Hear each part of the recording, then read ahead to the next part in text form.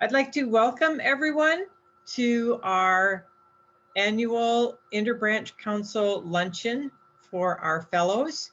And I'm going to introduce myself. My name is Pat Grijalva, and I am currently president of our Interbranch Council, which is made up of 3 branches of our AAUW. And AAUW is an organization that supports equity and for all women and girls. And before I get started, I'd like to just give a little acknowledgement to where we're at. We are in Santa Barbara County and on Chumash land. So I'm going to give a Chumash land acknowledgement. I would like to pay respect and acknowledge the Chumash people who are the traditional custodians of this land on which this meeting takes place. I would also like to pay respect to elders, both past and present and future, as well as the indigenous people present, for they hold the memories, the traditions, and the culture of this area.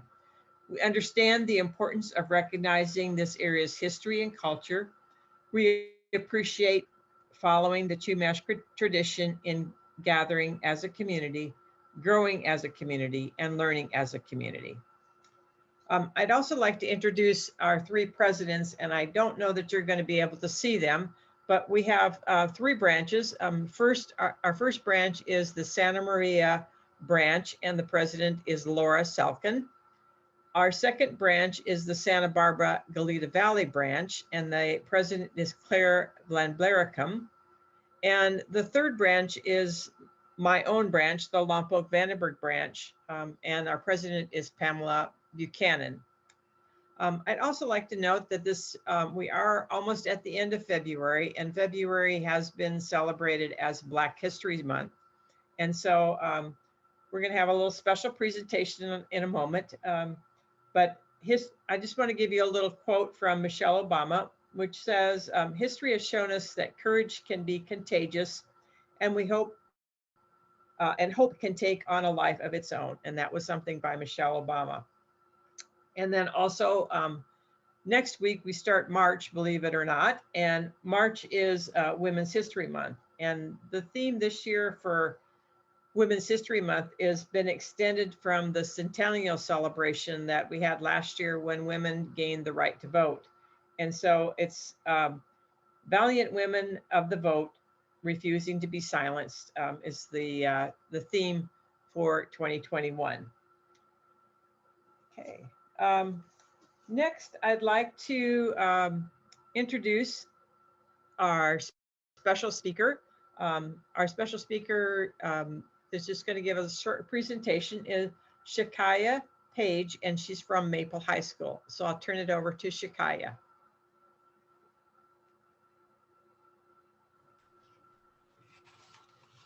Good afternoon. My name is Shakaya Page, and I'm from Maple High School. And today I will be reading you guys the poem called The Hill We Climb by Amanda Gorman. When day comes, we ask ourselves, where can we find light in this never-ending shade? The loss we carry, a sea we must wade. We brave the belly of the beast. We learn that quiet isn't always peace, and the norms and notions of what just isn't always justice. And yet the dawn is ours. Before we knew it, somehow we do it.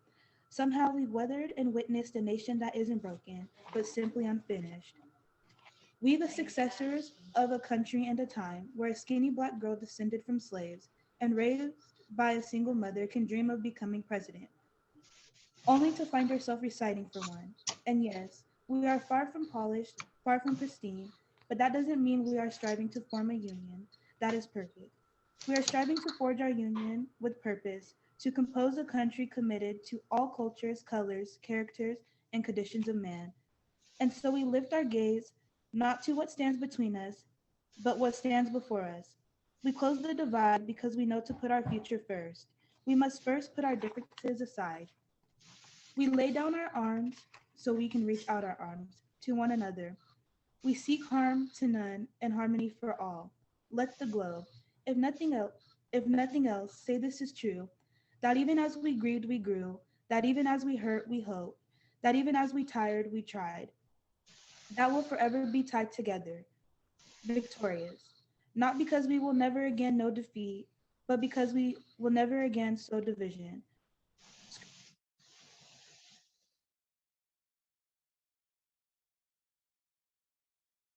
What the hell? Thank you, Shakira. That was beautiful, and just such a nice memory for our Black History Month and for all of us in the United States. Next, I'm going to introduce Diane Owens. Diane is currently our state president of AAUW, and she is going to introduce our speakers. So Diane, I'm going to turn it over to you. Hey, thank you. Thank you very much, Pat. And thank you, Shakaya, for that reciting that wonderful poem. That was really great. I was thinking this morning that it was only a year ago that we were able to gather in person, and we were in Santa Maria having a wonderful time with about 70 women and men that came to join us and to hear our speaker from Santa Barbara, UCSB, Santa Barbara, California. And how much fun that was. And a whole year has passed now, and we've been in COVID, and we've become very used to meeting on Zoom. So that's what we're doing today. So I am honored to introduce our speakers today. But before I do that, those of you that know me know that I've been very involved with AUW Fund for a very long time, both at the local level and at the state level, and also at the national level. In fact, I was involved at the national level when we called it the Educational Foundation Programs. So those of you that have a long memory will probably remember that. But we have been giving fellowships to women since 1888. So in that time, we've become the largest funder of women's graduate education. And we've awarded $115 million to 13,000 recipients in 145 countries. So we have a long, long history. We started out with just one fellowship, and we have grown now to where we're awarding over 250 fellowships and grants each year. So this year in 2021, we awarded $3.9 million, almost $4 million in fellowships and grants to deserving women scholars, over 250 of them. And 21 of them are studying in California or are connected with California. And that's less than we usually have. I think it's because of COVID. Usually we have about 32 fellow and grant recipients. This year we have 21. Also, in the year 2020, we were a little concerned about the branches being able to raise funds for AAUW funds so that we can award a lot of fellowships and grants next year.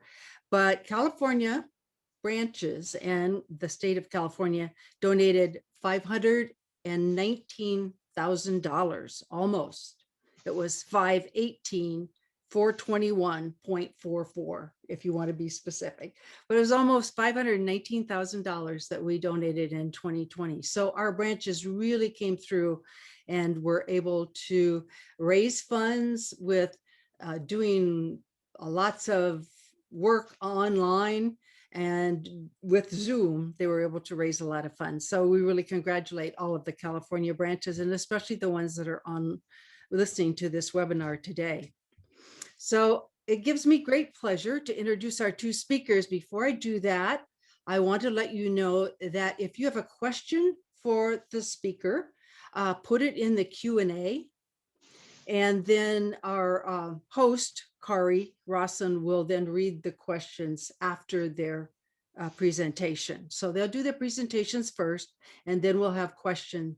And we'll do that for each one of the fellows and grant recipients. So it gives me great pleasure to introduce Rachel Huang as our first speaker. Rachel is studying at Stanford University. She's an international fellow, and she's getting her PhD at Stanford University in materials science and engineering. And she's working with her colleagues on the next generation energy storage. And I'm hoping she's going to tell us today when that energy battery might be put into an electric car, because I'm looking forward to buying an electric car, and I want to be sure it has one of her batteries in it when I get to the showroom. So I hope she can tell us today when that will be, when that battery is going to go in that car.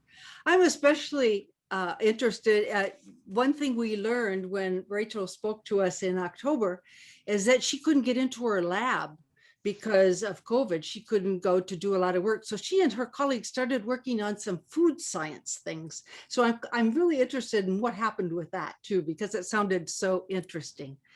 Another reason I'm really interested in what Rachel's been doing since October is that she is studying partly under my international fellowship. So this is only the second fellow I've been able to meet Rachel. The first one I met in New Orleans at an AAUW convention. I'm not getting to meet you personally, but I am getting to meet you by Zoom. So I really appreciate that. So we're anxious to hear what you're doing and what your plans are for the future. So take it away, Rachel. Thank you, Diane, for the very wonderful introductions, and thank you, AAUW, for hosting. So here I'm going to start sharing my slides.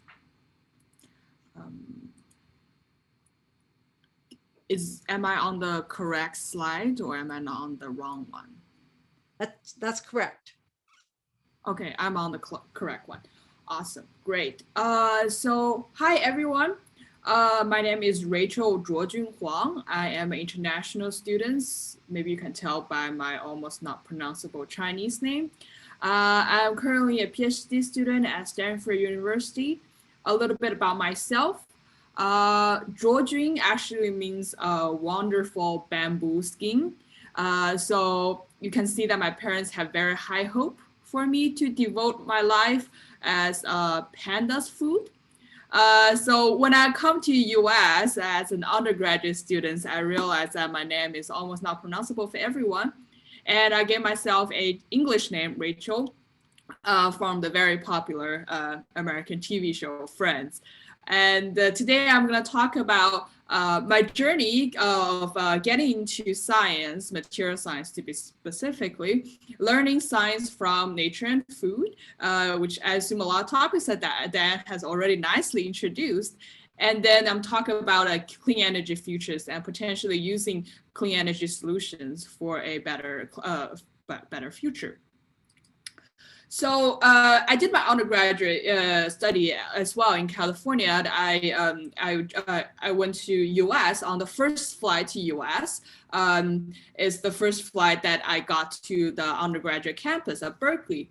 And right around when I joined Berkeley, I joined a research lab, which is potentially really a best decisions that I've ever made. And it really changed my trajectories as a scientist, and it really triggered my interest in science. So particularly the lab that I work in is called bio-inspired materials.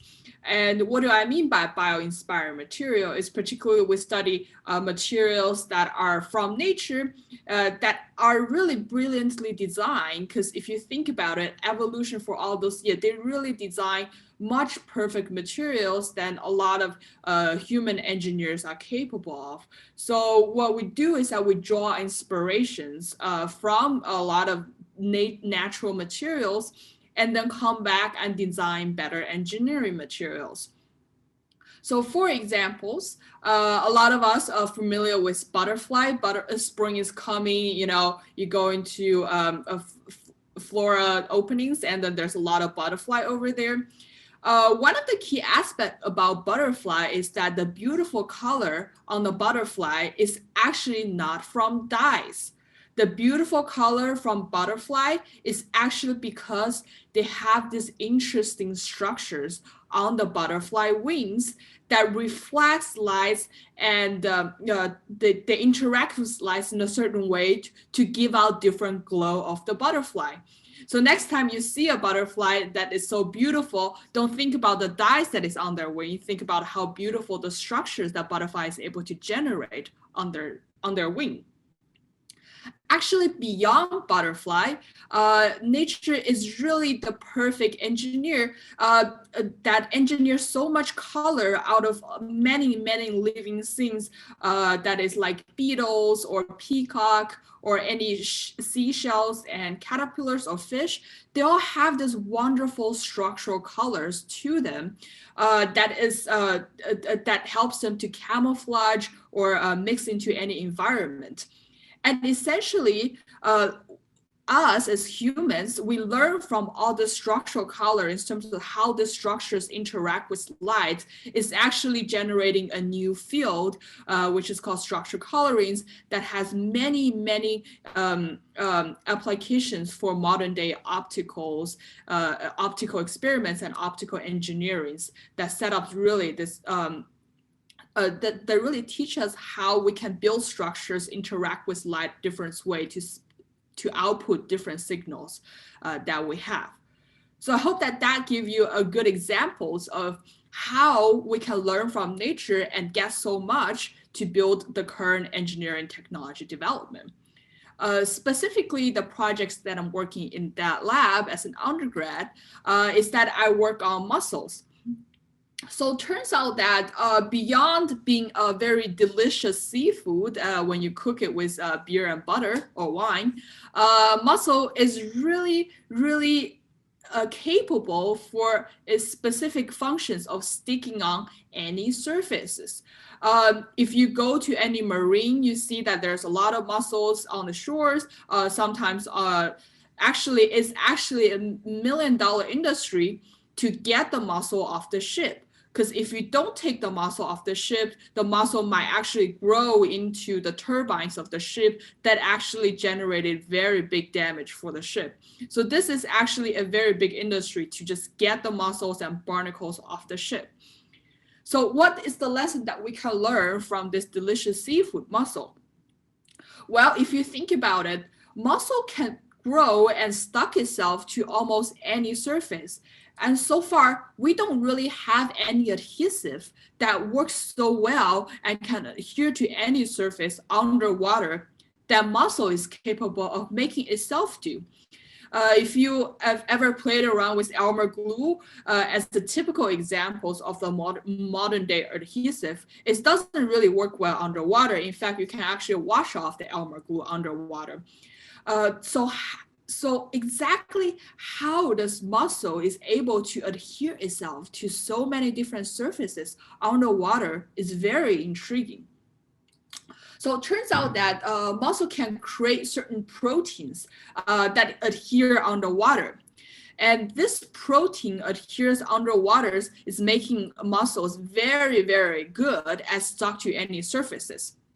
Inspired and learned from the structures and chemicals in those proteins, us human, we had built, water adhesive that's specifically for those water type applications.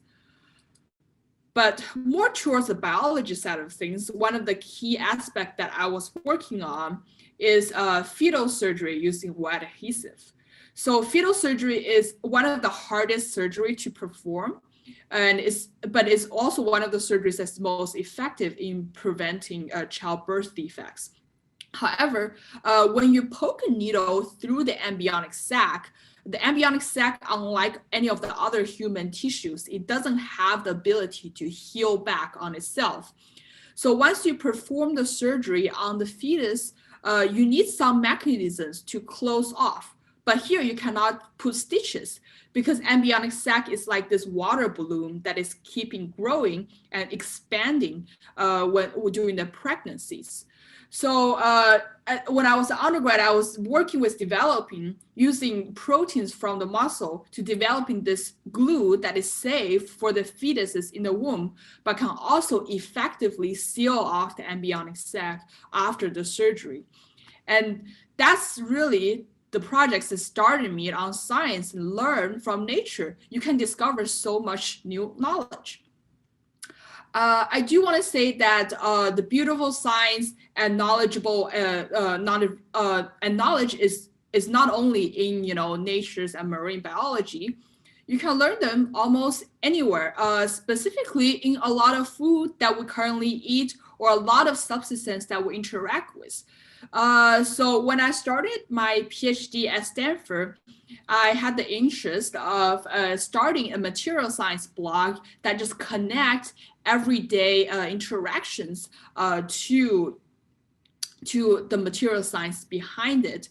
And as Diane has emphasized, during the time of COVID, we ramp up the production of the blog, which we now have like 30-something blog in our listings that talks about how daily activities can relate to material science. And it also features many experiments that you can do at home with your family and friends using daily home food supplies, essentially.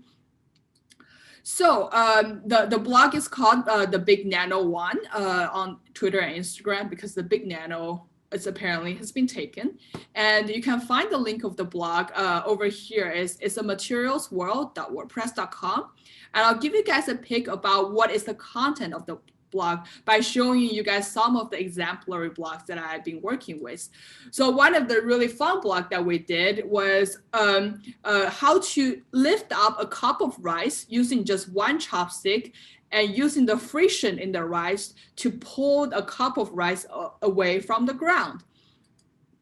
Another fun experiment is that how could you use the Jell-O in your home? Instead of making Jell-O shots with them, you can use them to filtrate orange juice to make them clear orange juice that is tastes the same but looks completely different.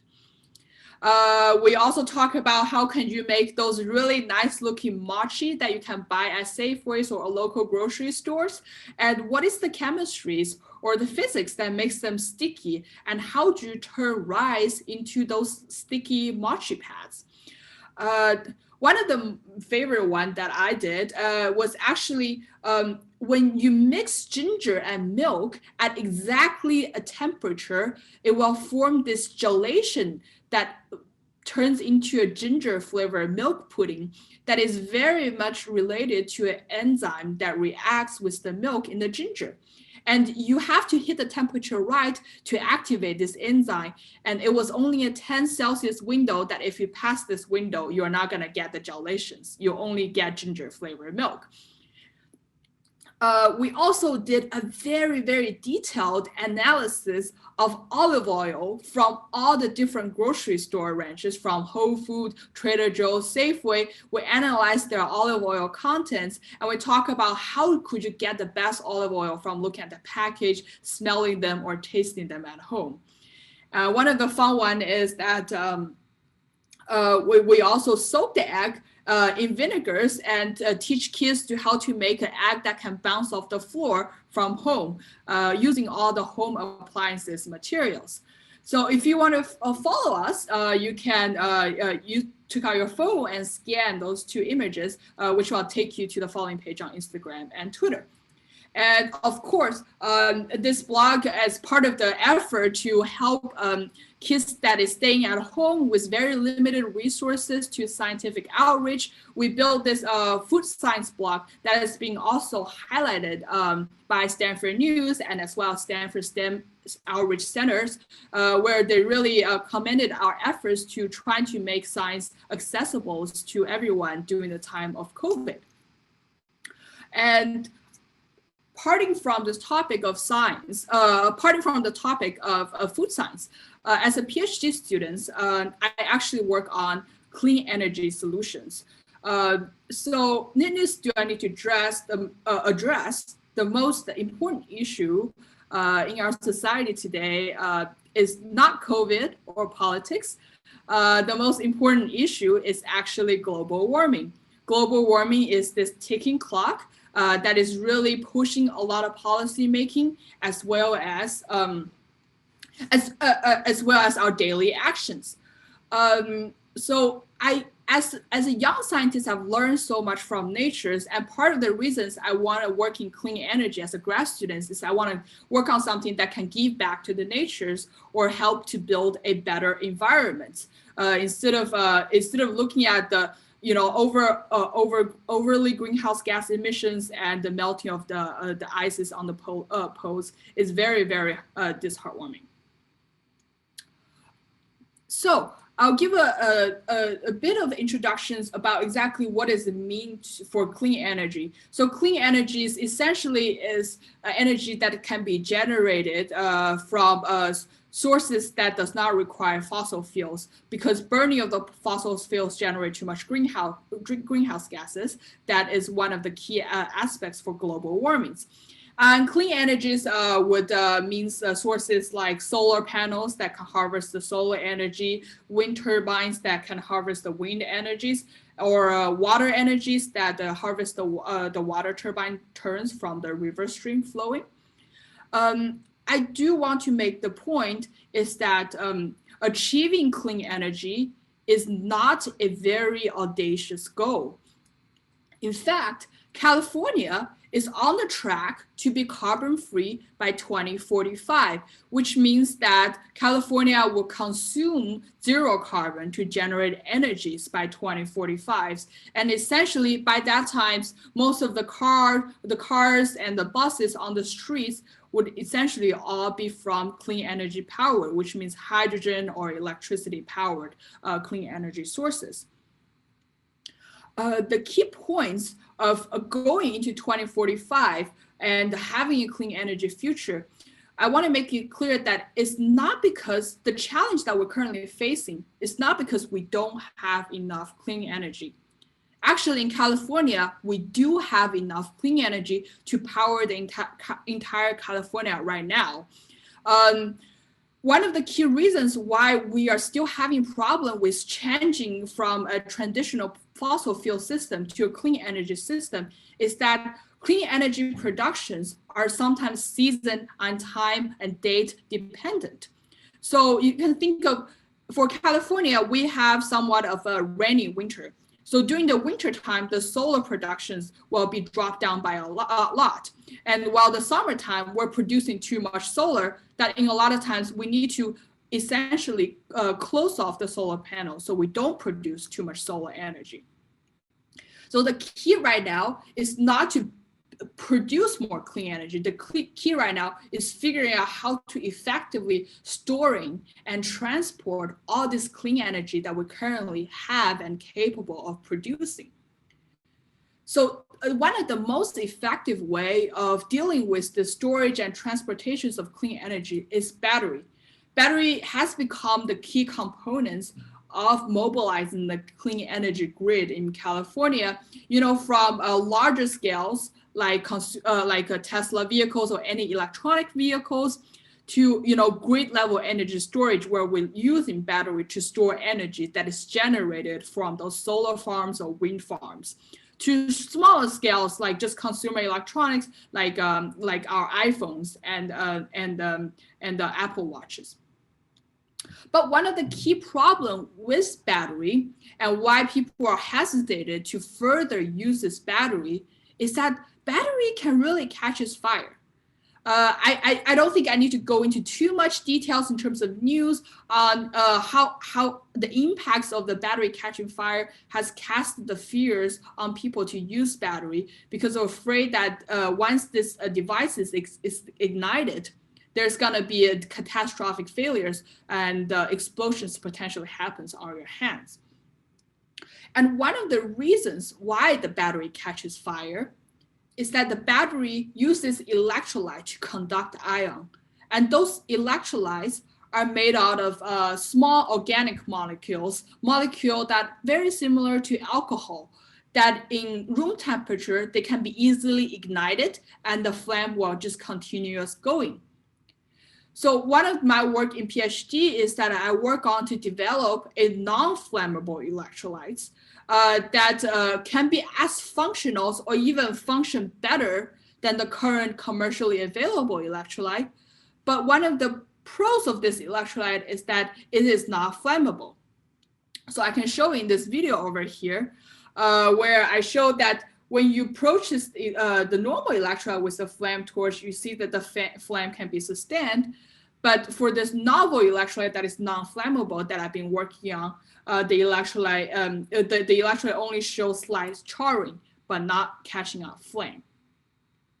So I'm hoping that by working towards this clean energy solutions, working on different aspects of the battery electrolytes, and hope to build a more applicable and safer batteries to be widely used in different situations, we can really help to drive the force to a clean energy futures and essentially help to mobilize the clean energy grid. So as a summary, I want to give that my path to science is really inspired by nature. I learned so much from nature. I'm very grateful for what I learned. And the directions that I'm working in graduate school is really to give back to Mother Nature that has taught us so much and help to build for a clean energy future.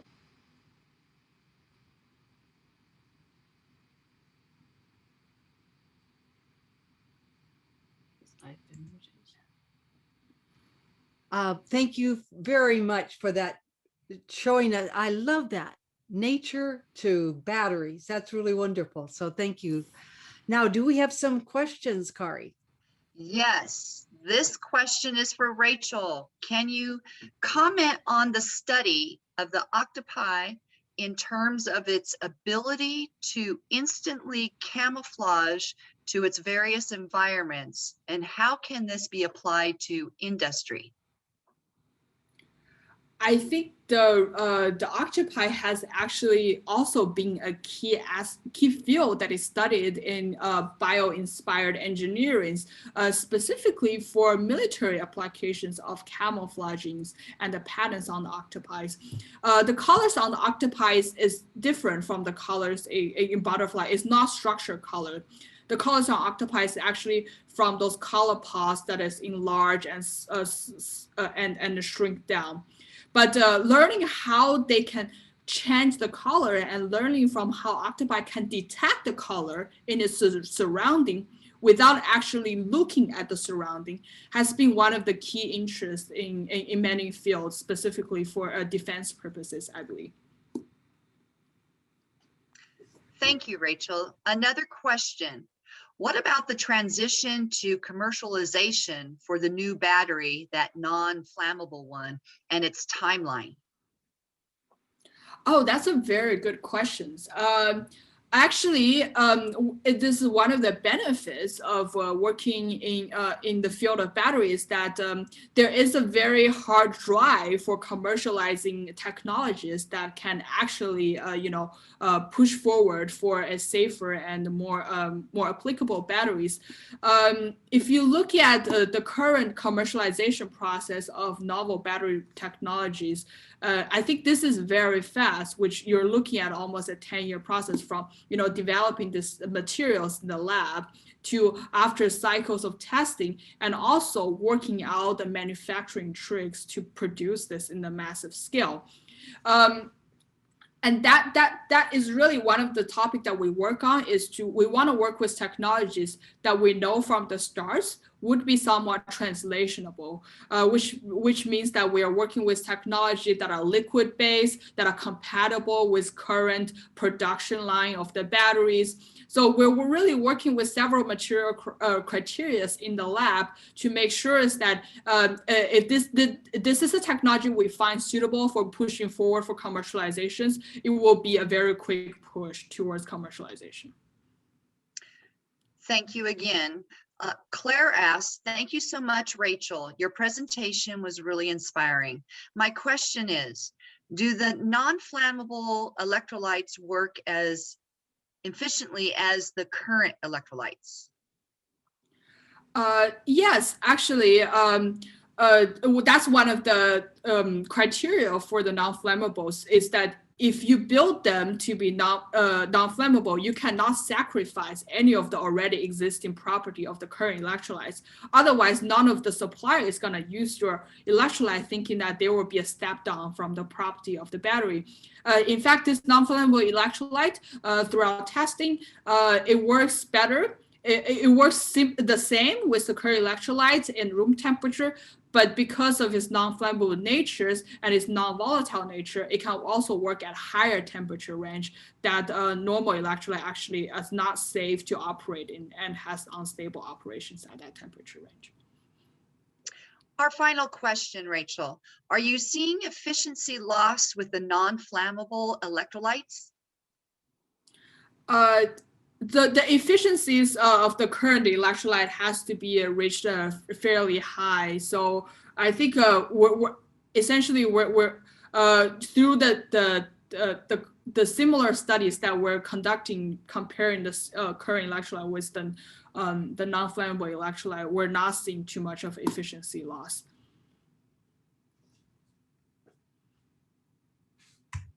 Okay, well, are there any more questions, Kari? I was just about to say, sorry, it doesn't look like there are any further questions. Okay, I have one question, and I was going to type it in the Q&A, but I'm not able to do that. So I'm going to do this live. What are your plans after you receive your PhD, Rachel? I think after I receive my PhD, I do keep on working in clean tech and energy materials. I was also looking to actually pursue careers in academia. So that means obtaining academia positions in research universities and potentially working as a professor in this field. Great. And my follow-up question is, do you plan to work in the United States and continue, being a professor here, or go back to China? I think both paths are quite open right now. My parents are in China, so they do, they have this the sentiments that I will go back to them. So yeah, I think both paths are open. Okay, great. Well, thank you for a very inspiring presentation today. We really, really do appreciate it. And we'll be interested in following your trajectory into the future. So thank you very much. Appreciate that. Thank you. Okay, and now our second speaker is Claire Breining. And Claire is studying under one of our career development grants because she's changing professions. She's at UC San Francisco, and she is studying in the midwifery and women's health department. And interestingly enough, she's a former tech project manager. So she really is changing careers here. And along with our career development grants, she's studying under as one of several sponsors. She's studying under the Lompoc-Vandenberg grant endowment and the Santa Barbara Pearl Chase endowment, also Thousand Oaks Ann Bratman endowment, and the Thousand Oaks Marilyn Carpenter endowment. And I think there are about 25 or 26 other endowments that she's studying under, as we're trying to help her change her career to help women and health. So take it away, Claire. Hi, everyone. I'm going to go ahead and share my slides in just a minute. Let's see if I can make this work again really quickly. Okay. And then I'm just going to go ahead and present. There we go. Okay. So hi, everyone. My name is Claire, and I'm studying, as was mentioned in the wonderful introduction, at UCSF. I'm studying to be a women's health nurse practitioner and nurse midwife.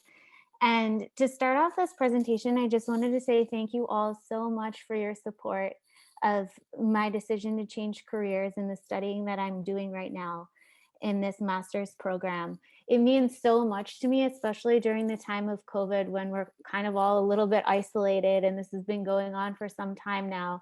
especially with virtual school, there's been those challenging moments, I'm sure, for all of the students and for all of you who aren't currently in school as well, where you're just up against a wall and it's, you know, the 9th hour of Zoom class in a day, and you have 5 more assignments that you need to finish up still tonight, and you just want to like bang your head against the wall.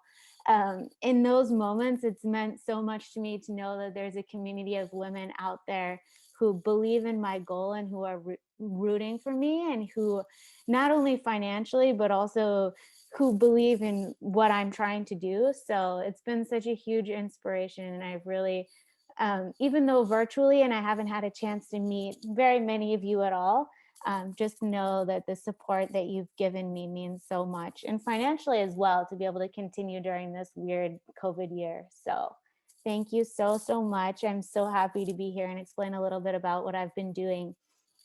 So what I wanted to talk about today was just my trajectory to change careers, because as mentioned, it is kind of a large switch, as well as my long-term goals. And then I wanted to also share some information that I had learned as a student this year from a wonderful professor that really helped me to understand, because in healthcare there are many disparities, but one in particular is the racial disparities that come up around birthing and people who are pregnant. And so I was lucky enough to be able to study under a wonderful professor this year who really helped me to understand this disparity better. And then also for me and the other students in my cohort to start to make our plans as far as long-term goals, what we can do to address this as future nurse midwives.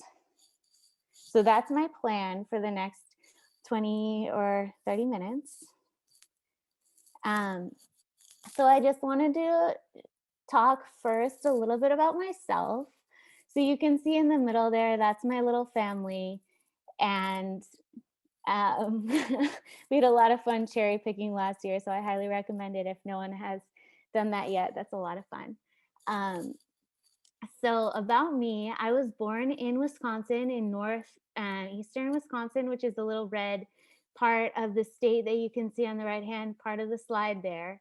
And it's a very, very rural place for, I don't know if anybody has connections in Wisconsin, but really it's just like farms everywhere. And that's where I'm from. I was very lucky to have the opportunity when I was in high school to live in Argentina for a few years. And while I was there, I learned Spanish. And obviously everything happens in Spanish there. And so I really had a wonderful opportunity to be able to go somewhere outside of my teeny town. And when I came back to the US, I was very interested in the immigrant experience, especially as it relates to politics and to women. And so I decided to study political science in college. I was also very involved with various political organizations and specifically the Political Awareness Committee that you can see on the bottom there, center. And after graduation, I moved to the Bay Area and I worked as a bilingual paralegal at an immigration law firm briefly before figuring out that law is not for me at all. So after that, I worked in tech at various companies, Stripe being the one that I worked at the longest for about 4 years. And there are many wonderful things about the lifestyle that are very positive as far as tech in the Bay Area and the opportunities that I had and the coworkers that I was able to work with.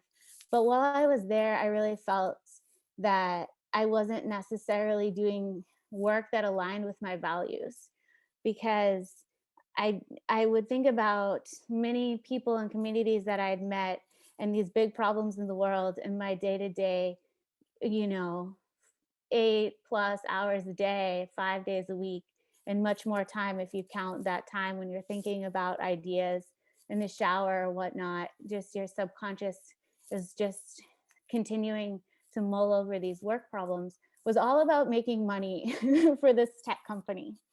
And I really felt that I wanted to be doing something more. So that's when I decided to get involved with doula work. So I trained as a doula and I volunteered as a birth doula in San Francisco, serving women who might not otherwise have the opportunity to have a doula at their birth. And just in case anybody is unfamiliar with a doula is a non-medical support person who is there during the birth to support the birthing person and their partner or anybody else who is there with them in that moment, and is really more of an emotional support. And so usually the cost of a doula, just to get a ballpark in the Bay Area, is around like the very bottom of the range, like 1,500 up to like 3K plus. So this is definitely not a service that's affordable to that many people, especially considering the fact that it's not covered by any insurance. But there's a lot of research that shows that outcomes improve for birthing people who do have a doula there at the birth. So it's a very important role, but it's also one that just continues to perpetuate certain disparities around birth outcomes. So while I was volunteering as a doula, I realized I was exposed to birth for the first time in my life, and birth work, and as well as the hospital environment and the nurses, the different providers who work in that environment. I had an opportunity to build relationships and to understand more about what their jobs were in that context. And it was there that I realized I'm very interested in the medical aspect, specifically around birth and around pregnancy as well, and the postpartum as well. And it was then that I started to consider, okay, what would it mean for me if I wanted to do this as a job? Like, how could I get there from where I am right now? And as I started to explore this, I realized two things. First of all, I have avoided math and science for far too long in my life. And I would have to take 12 prerequisites in math and science courses, such as chemistry, statistics, et cetera, to even be able to apply for a program that would eventually lead me to be able to become a nurse midwife. And I also realized the more I talk to people that this is something that I can really see myself doing, and I can see myself doing well. So I kind of came to this precipice in my life where I was like, this is really scary. I don't know if I can do this. Because maybe some of you can relate. When you grow up in a small town, and especially there can be some outdated gender norms, there can be a lot of things telling you, okay, it's not cool to be good at math. It's not, you're not going to be popular if you know the answers to all of these. And I think some of that got ingrained in my head. And I just kind of wrote those off as, oh, I'm not really good at those. I don't want to try hard with those kinds of courses. But then now I was diving into this new career, and I was like, if I want to be a competitive applicant for any of these programs, I need to be number one in the class. So I put my very, very best effort into my studies. I was studying, if anybody's familiar, the City College of San Francisco. Really great team of faculty there. And I learned so much. And I also learned about myself that this is something, math and science is something that I can succeed in, and I can do well, and I can understand, and it's really interesting. So I never expected to enjoy an organic chemistry class, but I definitely did. So I was continuing to work while also finishing up my prereqs, and I was almost finished. It was like I was saying, it was 12 courses I needed to complete. I was nearing the very end of that, just around the time I was giving birth to my daughter, Asha, who is now a little bit older than 3. And so that's the time that I had the second reckoning, which was, how can I be a good mother? What does it mean to be a good mother? Is it leaving Asha alone so I can go to night school? Is this something that means that much to me? And I started to consider, okay, again, with my upbringing, many of the women in the community, including my mom and my friends' moms, were not working outside of the home. And that was the idea that I had of what makes a good mother. And so I had to come and decide for myself, what would it mean for me? What did I want to show my daughter? And really what I landed upon was, I want to show her that that women can work hard, that it's cool and interesting, and mom like works at a hospital. And I realized how important that was to me. And I also realized this is like a little girl who I love so much. If I have to be away from her, and I want to make all of that time count 100%, not just for me doing something that I find interesting, but I also want to be solving problems that I think are important. I don't want, I want to solve problems as far as disparities between birth outcomes. I don't want women to be dying in the US of preventable causes in childbirth. So I felt like that was so important. And I really, in that moment of becoming a mom myself, I felt like this extra drive, like this is what I want to do for sure, 100%, I'm in this. And so that's the drive I've taken forward, moving forward from there. And so the program that I was accepted into is at UCSF. It's a 2 years master's program. And for people who come in like myself with a background in something besides, who aren't nurses already, they don't have a bachelor's of science in nursing, they have a bachelor's in something else, like mine was in political science. There's an additional 1 year accelerated program to obtain that bachelor's of science in nursing and then be able to continue on. So I completed that last year. And then I sat for the NCLEX, which is the nursing licensing exam. And I sat for that here in California. So I'm a registered nurse in the state of California as of this summer, last summer. And so now, yeah, I'm almost the first year through the master's program. And I've just learned so much. I wanted to just quickly share a little bit about what the daily life of a student in this master's program looks like right now. So we're lucky enough, we have all of our coursework is still online, but we're lucky enough that we are able to attend clinicals in person. And we've also, the students have all been offered the COVID vaccine.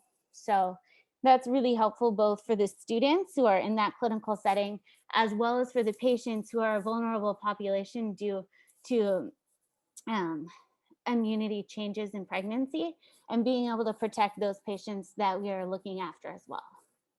So what I wanted to talk about now was just, there are many disparities as far as it comes to healthcare in general, of course, and specifically the care that pregnant people and birthing people and postpartum people receive.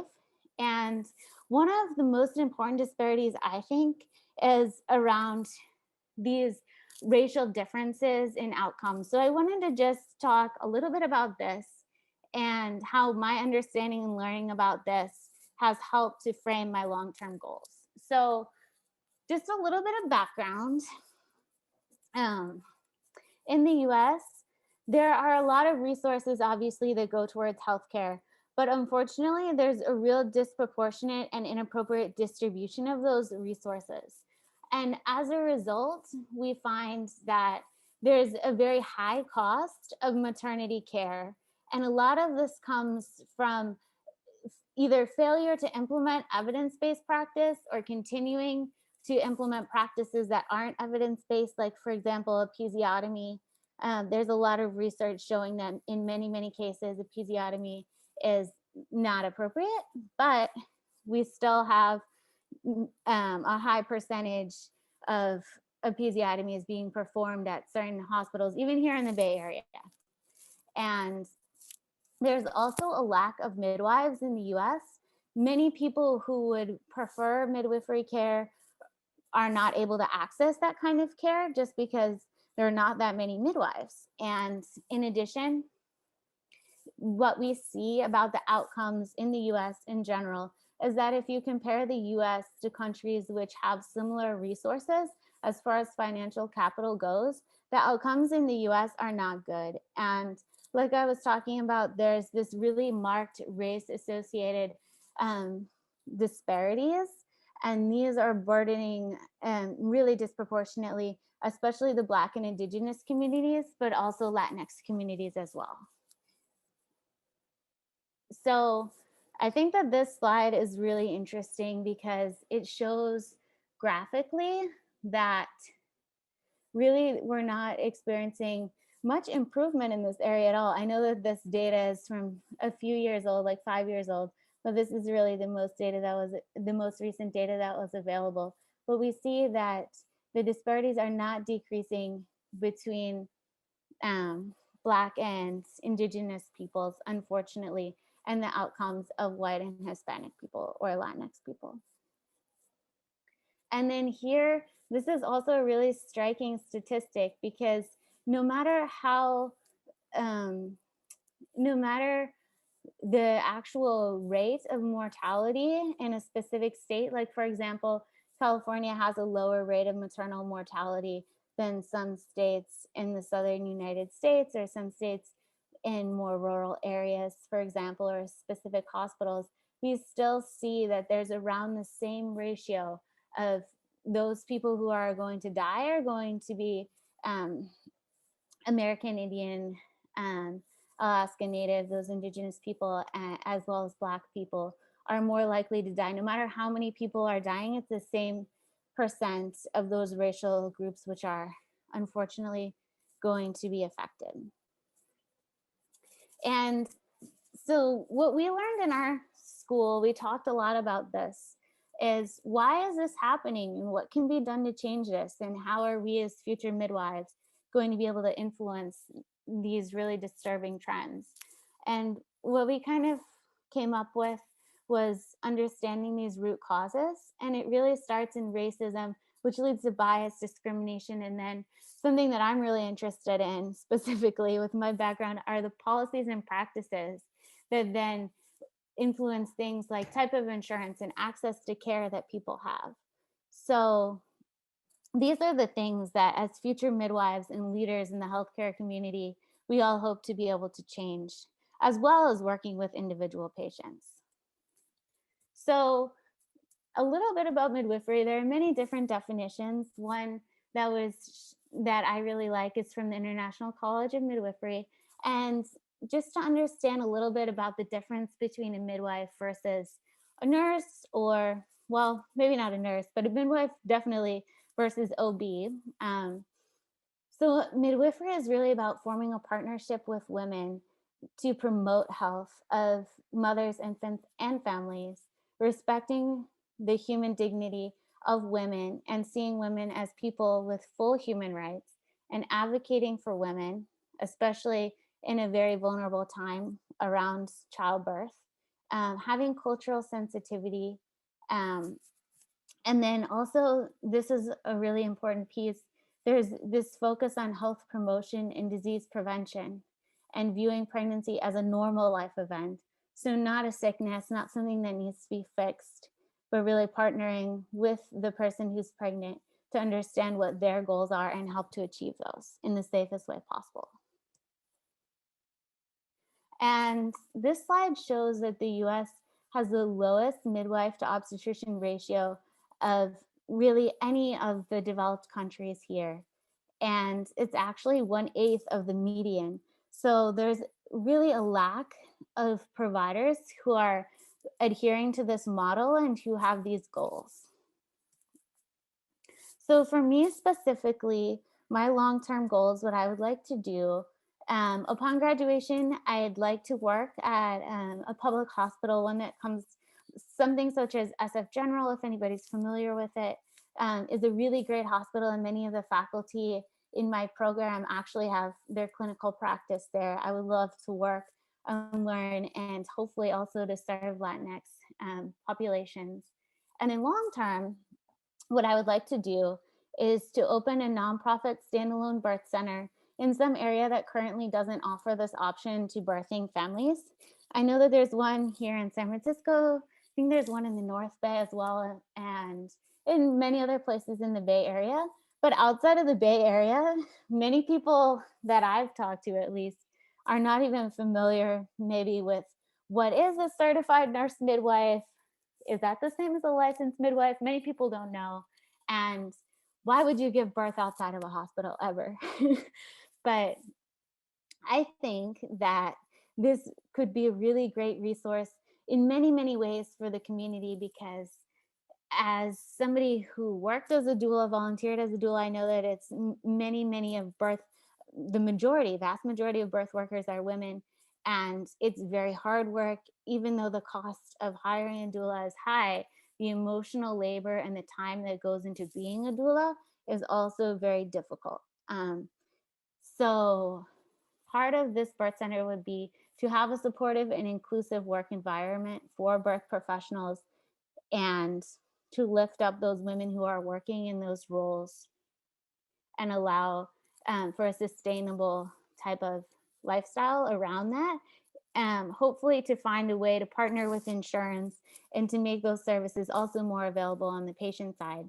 Also, I would love to have a volunteer doula program associated with this birth center, because that's personally how I got into healthcare, which is a career that I never ever would have seen myself in, or it's something that I had never considered and never considered myself capable of. So I would love to open up that door for other women who might be interested in as well.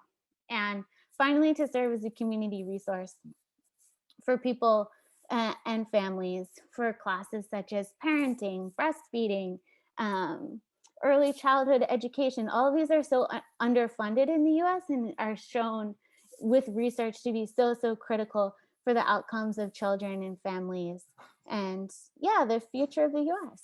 So that is my very lofty goal for the future.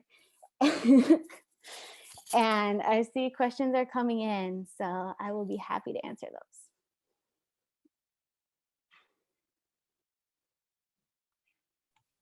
Okay, so the first question that we have is, how has your experience with doula affected what you see as a role as a midwife?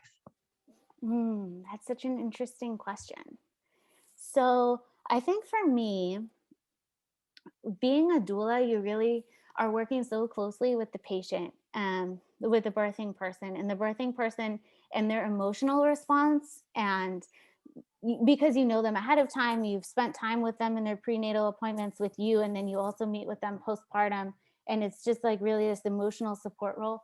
And as a midwife, sometimes what we're learning in school can seem like very clinical, like, if this happens, then you do this. This is the policy. This is how we address this kind of medical concern. But I think incorporating and really taking into account a woman's perspective might be different. They might not necessarily need more education. You might need to, as the provider, step back and listen to them and understand them. And also, so much of medicine is just kind of guesswork.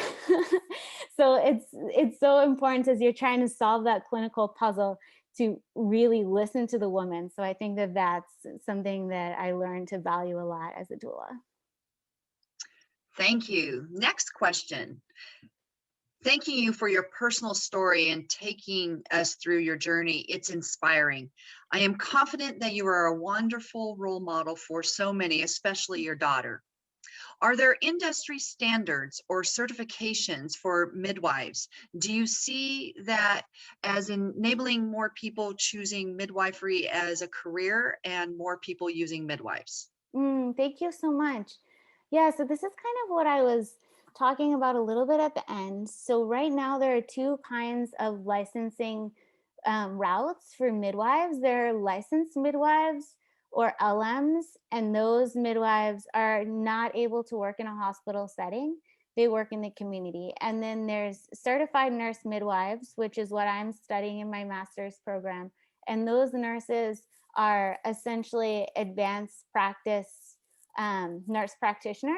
So they're NPs with a specialization in the childbearing time. Does that help? Perfect. Thank you. Next question. In the past, hospital birthing was pretty much a knock them out and drag them out practice. In today's birthing setting, how has that changed? Yeah, definitely. I love that. So I think what we've seen in like the last 10 or 15 years has been this trend towards quote unquote natural birth. And I think the people who have been first drawn to this idea of natural birth have been primarily white and affluent women, because there's a lot of time and preparation, and it just kind of also was marketed as a certain lifestyle thing, like, you know, you do yoga, you drink green juice, and you have a natural birth type of thing.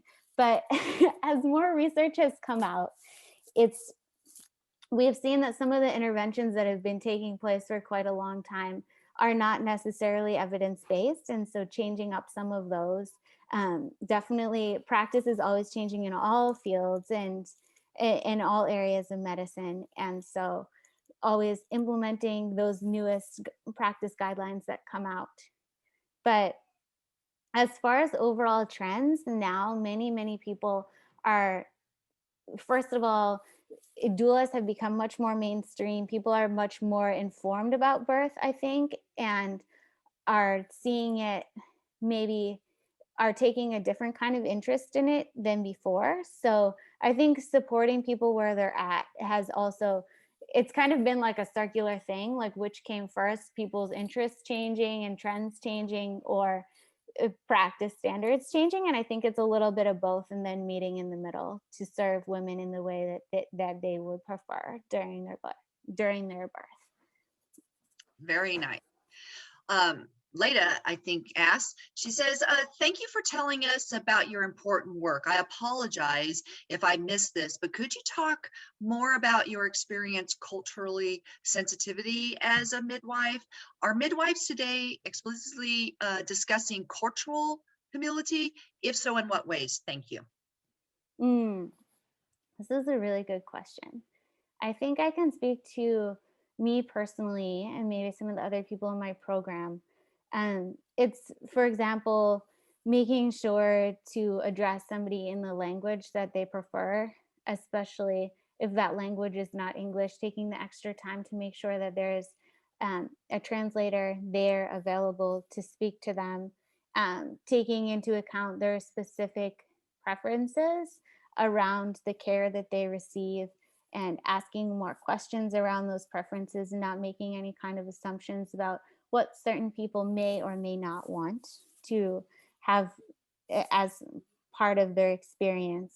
And it's definitely at UCSF, cultural sensitivity and humility are really ingrained into the curriculum. So I'm really lucky to be able to learn from a really diverse and wonderful group of professors who are all sharing their experience there. And it's a learning practice for all of us, especially around, for example, gender inclusive language, making sure to say birthing person, how we talk about breastfeeding or chest feeding, things like this are aimed so that people are able to hear the language that most resonates with them. And also, again, not to make assumptions about the care that somebody would like to receive or what somebody's goals or their preferences are. Definitely always ask.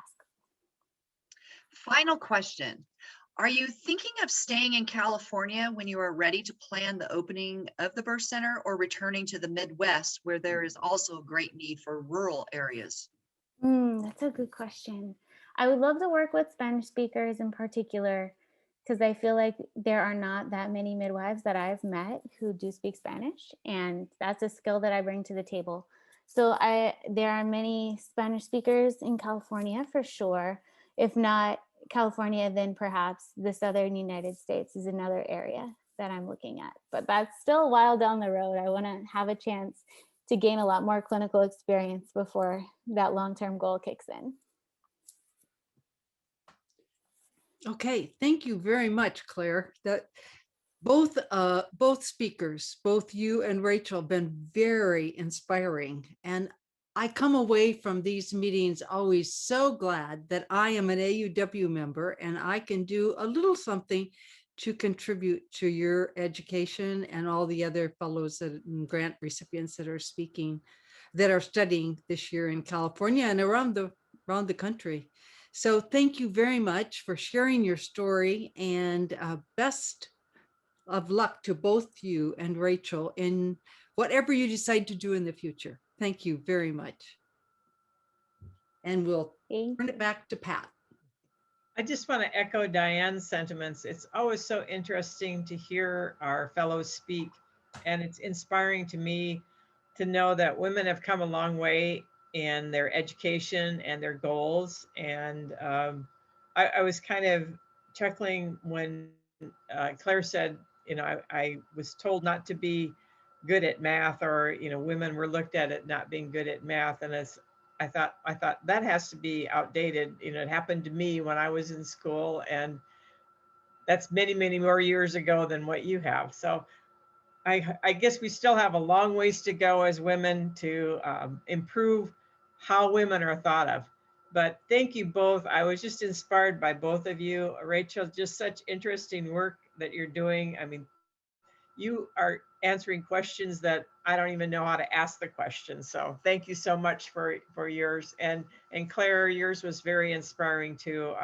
Such a need for help with women, and you know, just kind of a different way of looking at the birth experience for women. So thank you both so very much.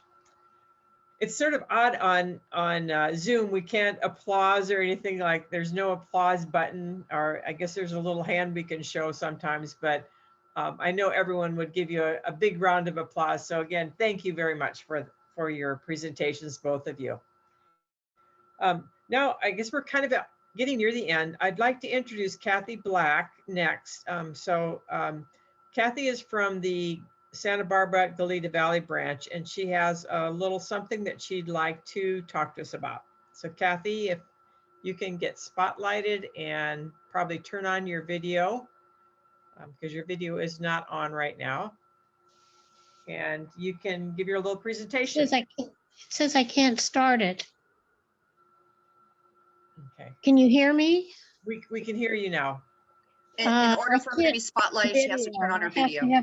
Yeah, I can't start the video. No, you have to have your video on. Mine is on. It says I can't start it because the host is that there now? You are there now. Okay, good. I just want to make a brief announcement that the Santa Barbara Goleta Valley branch has started a fund to honor Claire Van Blaricum. Most of you don't know, but Claire is always there. She has taken up spots in our branch when nobody else would fill in. She's done president, program, newsletter, and half a dozen other things. And so we started a fund in December. It's a special fund to be used for greatest needs. And it's we'll fund it in 2 years for $5,000. And excuse me, just wanted to make sure that everybody in the IBC knew about it. So in case they should want to designate their funds for Claire's fund, that fund number is 4493. And as I say, we're doing it because Claire has been so important to us. Right, thank you, Kathy, and congratulations to Claire. I know Claire is, I've gotten to know her a little bit through the Interbranch Council, and she's such an inspiring member. She is always present and at work, and I know she's hosted us at Tech Trek when I've been there too. So thank you, Claire, and congratulations on that. With that, I have one more slide that I'm going to show to you. When I get to the right slide here. So our branch is hosting for Women's History Month. We're going to be hosting a program called Change Makers. And at the end of our presentation, you'll be taken back to the Lompoc-Vandenberg AAUW website, and you can register for this program. It should be an outstanding program. We have Dolores Huerta, who was very much involved in the movement with Cesar Chavez to help our agricultural workers, and she's going to speak to us along with Senator Monique Limon, who have also heard her speak. She's again outstanding, and then the Simmons sisters, who are going to sing a special song for us that was presented on the Today Show initially. So if you'd like to register for that, please do so on the website. There's no charge to attend this program. Just click on the registration and you'll be sent an email with the Zoom program, and it will be March 18th from 7 to 8 p.m. And with that, I just want to close and say thank you to everyone who's helped with this presentation. I know there's people behind the scenes that helped a lot. Pam Buchanan was so wonderful in helping get this set up, and Kari helped co-host this and ran the spotlights and all the other technical things that have to happen with Zoom. So again, thank you everyone for attending. And it's always inspiring to hear our fellows, and congratulations to both of our fellows for your work that you're doing. And we wish you the most success as you proceed towards your degree accomplishments. So again, thank you. And with that, we'll end the program.